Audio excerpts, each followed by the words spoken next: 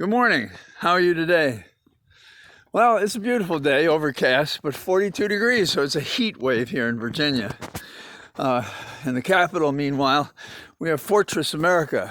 In fact, I've been thinking of going in just to see what it looks like, what America has to do to pull together forces of local and National Guard to defend the nation against the ongoing riot created by our outgoing orange menace in the West Wing. It makes my heart sore to see boxes being packed outside the White House on TV, to know that he's going to be gone soon. A stain on American history like none before in our entire history. Just amazing. And that he goes out even as he's encouraging people to put at risk state capitals across the country.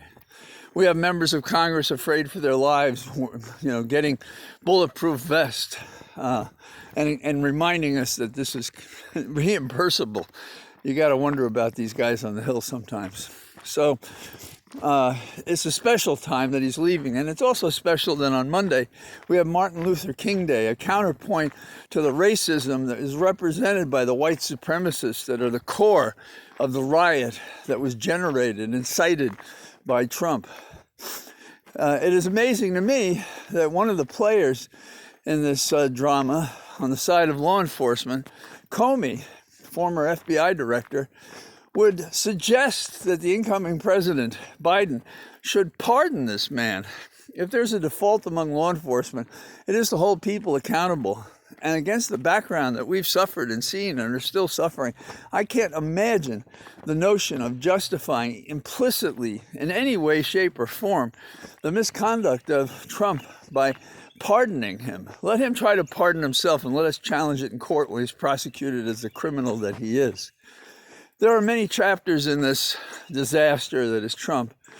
And one of them is, if you look at just the law enforcement contribution on the positive side to this, not the people who were complicit or who betrayed their oath as officers, either in Capitol Hill Police or otherwise, but those who came up there from the Metropolitan Police, who just wade into the defense of the Capitol and of the members there, of the Republicans and Democrats, of people from the backbench to the leadership, the speakers and the leaders on both sides of the Hill, who risked their lives, literally risked their lives. And, we had one who died, beaten. We had others who believed that what happened, their baton was taken away. They were flushed with gas that made it impossible for them to breathe. Their shields were taken and they were hit with those. There are stories of them having been dragged down the stairs of the Capitol, and that afterwards they thought they were going to die. One officer discussed how he had a momentary heart seizure, which is not surprising because what energy they put out fighting for our country. I've spent a fair amount of my life in some version of the law and politics, of course, and a lot of it in some sort of law enforcement as a prosecutor and running investigations on the Hill, and occasionally in private practice advising commissions. And so I've gotten to see the best of law enforcement, I think, in all the agencies. And I've always described two kinds of officers.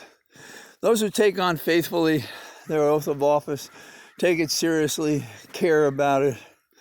And I call them peace officers, even though they may have to use strength to preserve the peace. And then there are Nazis. Think about the fact that some of the people who were attacking the Hill were themselves law officers or military people that we normally hold in high regard. But we can't hold that against all officers, that there were these people who usurped their oath, their responsibility, what they owed the nation, what dictated to them by the Constitution was right and correct conduct. Not when we have others who did the right thing. Back in Watergate, there were two classes of lawyers, those who participated in the conspiracy and went to jail, and then those lawyers who prosecuted them, friends of mine. great men and women. We have the same thing here. We have law enforcement officers who put themselves on the line, who defended our nation, and now we have kind of a fortress America, because we are going to protect our government. We are going to have the transition from the orange menace to Biden. We are going to restore the republic. We're going to get up on cleaning the mess that this guy has left for us, and still foments, even in his days in isolation from any person, hardly it seems, who will stand by him. I don't know who's going to defend him in the Senate. I can't imagine a worse assignment unless he was going to throw himself on the mercy of the Senate. What kind of lawyer would defend this criminal? I don't know. Yes, every man's entitled to a lawyer, but this is not a Sixth Amendment trial. This is a trial before the Senate. Did he betray his oath of office? Did he compromise the institution? Does he deserve to be thrown out of office? And more importantly, because this may occur only after he's left office, should he be barred from ever holding public office again? Absolutely. And so Biden, forget the pardon. America, forget the notion that this guy is not deserving of conviction of the charges he was impeached for in the House.